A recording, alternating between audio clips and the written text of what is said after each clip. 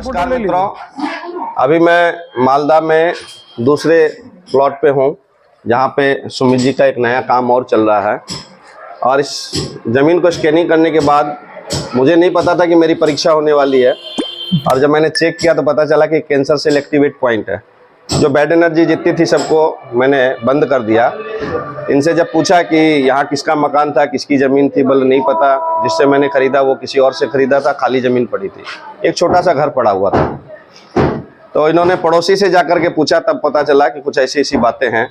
तो सुमित जी, आपको क्या पता चला है पड़ोसी से जब आप पूछे? पड़ोसी से यही पता चला कि यहाँ 2 जन कैंसर पीड़ित थे और उनकी मृत्यु यहीं पर हुई, और उनके माता पिताजी की मृत्यु भी यहीं पर हुई थी। तो दोनों कैंसर से पीड़ित होकर मरे, यानी 2 पीढ़ी जो है कैंसर से पीड़ित होकर के मरे।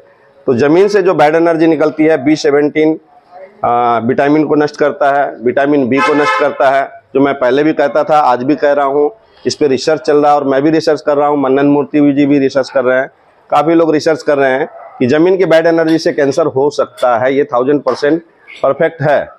और मोदी जी के बताए हुए पे ऑरा सिस्टम पे ही हम लोग काम कर रहे हैं।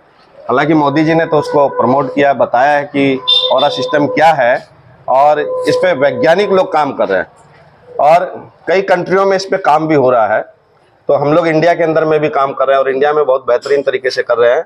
और मैं सबसे रिक्वेस्ट करता हूं, अपनी ज़मीन को जरूर स्कैनिंग कराएं, और साथ में कोई सीखना चाहते हो वास्तु से रिलेटेड और ऑरा स्कैनिंग के बारे में, इन बीमारियों के बारे में सीखना चाहते हो तो हेल्थ वास्तु में उनका स्वागत है और उनको मैं सिखाने के लिए तैयार हूँ। जी नमस्कार।